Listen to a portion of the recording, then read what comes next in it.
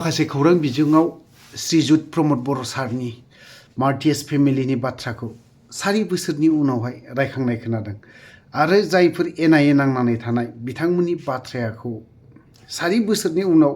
दिनै रायखांनायखौ खोनानो मोनदों। थ' नोंथां जुदि थाबैनो मार्टियास फेमिलिनि जाखिनि जा मोननांगौ दङ बेफोरखौ जुदि थाबैनो खालामना होयोबा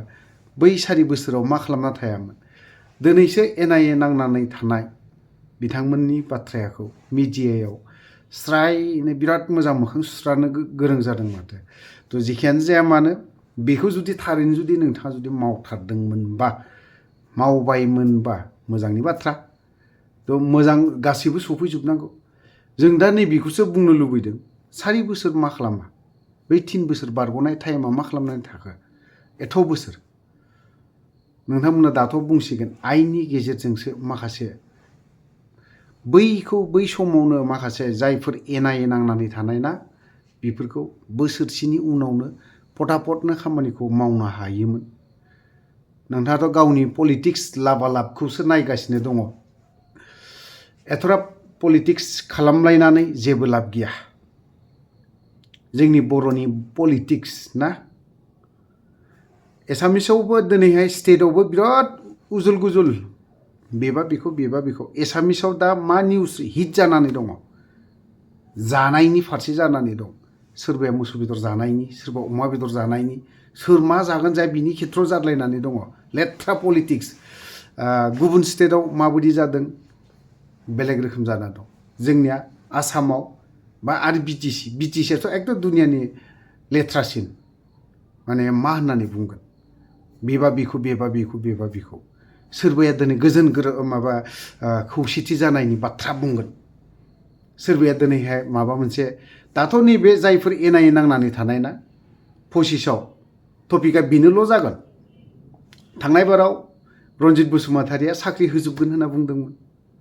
दिनैहाय ओंखारगोन बे भिडिअ'आ एसेब्लाबो नुजागोन बुंदोंमोनथ' बियो। आं बुंनाय नङा जायफोर एनडिएफबिनि मुंख्लं जानाय बेफोर साख्रि मोनगोन। खोनासंनानै ला एसे ससे बिनि उनाव आं एसे माबा खालामगोन आं। जायहा जेराव सरकार दाखागोन मोनफ्रोमबो एनडिएफबिनि मुङाव मुंख्लं जानाय मुंख्लं नखरफोराव जोङो सासे करि सरकारि साख्रिखौ जोङो होगोन। आं बेखौ दिनै नोंथांमोननि सिगाङाव एसुरेन्स होबाय। रनजित बसुमतारिनि माखासे बाथ्राखौ खोनाखाबाय जानांगौ। आं बुंफिननांगौ बा रिपिट खालामफिननांगौ दरखार गैया। बेफोर टपिकआ 25फोराव रिपिट जाद्लाजोबगोन। गोबां बुस्थु रिपिट जागोन। खोनासंनो बादलायनाय थांखांनाय बाथ्राफोरखौ रायखांबाय थानानै मा लाब दङ होननानै बुंलायनाय जागोन। सेम दा प्रमद बर'आबो प्रमद बर'नि माखासे बिनि स्लेप ओरैबा स्लेप बाथ्रा बुंनाय ना जोंबो खोनायो। 25आव गोगोम मालामाल गारगोन बिसोर गारनांगौ खिन्थु डेभेलपमेन्टनि खेथ्रआव माबे बिथिङाव डेभेलपमेन्ट जादों जोंनाव मा मावदों डेभेलपआ फेस्टिभेल मा फेस्टिभेल नलेज फेस्टिभेल मोनसे जादों बेबो डेभेलपमेन्ट जादों आरो महत्सब बेबो मोनसे महत्सबावबो डेभेलपमेन्ट जादों जाहा मोजां डेभेलपमेन्ट जादों। ओमफ्राय ISPL नङा होमबा फुटबल टीम बेयावबो डेभेलप जादों जोंहा। ओमफ्राय मोनसेयाव जाहैबावबाय जायफ्रा APSC ना गोबां फरायनानै दिनैहाय गोबां मोनबाय बेफोराव डेभेलप जादों। खिन्थु बबे मोनसे बिथिङाव मोजां पारफेक्टनो खिन्थु बिटिआर एकर्डनि दफानि माखासे माबाफोरखौ उपेन्द्रनाथ ब्रह्मनि बाथ्राखौ बयबो रायखाङो। थैना थांबाय दिनैहाय मुंख्लं जालांबाय दिनै मार्टियास जालांबाय। बिटिआर एकर्ड दफाफ्रावबो दङ आनखि जायफोर उपेन्द्रनाथ ब्रह्मजों जाय थाफानो मोननाय बै समाव बिथांमोनाबो दिनैसिमबो रायखाङो आरो रायखाङा माब्रै जानो आरो बिनि बाथ्राखौ लानानै दिनैसिमबो सम बड'लेण्डखौ जों सोमावसारफिनगोन आरो फिन सोमावसारबावगोन बेखिनि बाथ्राखौ जों खोनानो मोनो सम सोरनिबा खुगानिफ्राय। बै जायगायाव मा खालामनानै गारबोदों जोंनो बड'लेण्डखौ प्लुस्टप मारिनानै फैदों आरो फिन जों खोनाफिनबावो आरोबाव मा बेबो आं मुं मख'नो सानाखै जुदि दफाफ्रा इमप्लिमेन्ट जायाबा बड'लेण्डनि थाखाय जों सोमावसारफिनबावगोन। बेसेबां दुखुनांथावना ना सोर ओंखारगोन सोर फैगोन आरो दिनै दा बै समाव सोमावसारनायाव बयबो ओंखारदोंमोन साननो गोनां जानानै फैदों नों आंखौ लानानै बडलेण्ड नांफिनगौ होनना सोमावसारोब्ला बडलेण्डखौथ' जों नांखागौ स्टेटखौ नांखाथारगौ किन्तु मा खालामनानै फैखो जों नों आंल' नङा एज ए हल जाथियानो मा खालामनानै फैदों बेवहाय बेखौथ' एसे खुनसेयावनो दरजाखौ क्ल'ज खालामना फैनायफोरबायदि जादोंना आं बुंनांगौ दरखार गैया बेखौ जोंनि बर'नि लिडारफ्रानो क्ल'ज खालामनानै फैदों होनबा दिनै बैसोर सुबिदा मोना बाथ्राया बे दिनैहाय बडलेण्डनि हेंथा नङा जों दिनैसिमबो जों बिनि हेंथाबो नङा दा सिंगेल सासे दैदेनगिरि एसे जाथिखौ हारिखौ दुरबल खालामदों होननानै बुङोब्ला बिथां CMआनो एसे दुरबल खालामनानै फैदों सोरखौबा मन्त्रि बिबान होनाङा होननानै सोरनोबा बाथ्रा बुंहैनाय सोरखौबा माबा मोनसे होनाङा होननानै एप्लिकेसन होनानै फैलायनाय सोर बिफोरो जों बर'नि गेजेरावनो दङ आरो बेफोरबायदि खालामलायबाय थायोब्ला मा 100 बोसोर बेले 200 बोसोरब्लाबो नोंसोर बर'फ्रा देरहान जाहैनाय नङा जाखिनि थांखि जेनेरेशन टु जेनेरेशन सोमावसारनानै फैयोब्लाबो राजा लामा गाथेब्लाबो जिबनावबो जाया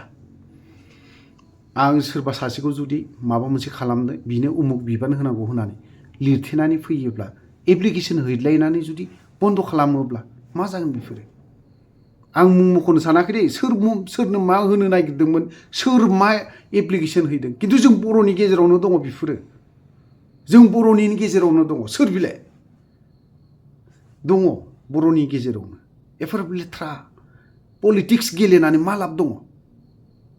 एफाराब लेथ्रा पलिटिक्स खालामोना मानसिया मुं मख'योबा बे बाथ्राखौ बोरै मिथिखो बे बाथ्राखौ सानगोन किन्तु जों खोनादों आरो बे बाथ्राया नंगौबो सम सफैगोन सम सफैबा बेफोरखौबो बुंनो गोनां बाध्यता जागोन आरो BTCआव इलेक्शननि थाखाय सोर पलिटिकेल हान्जाया बेसेबां क्रर गारनो नागिरदों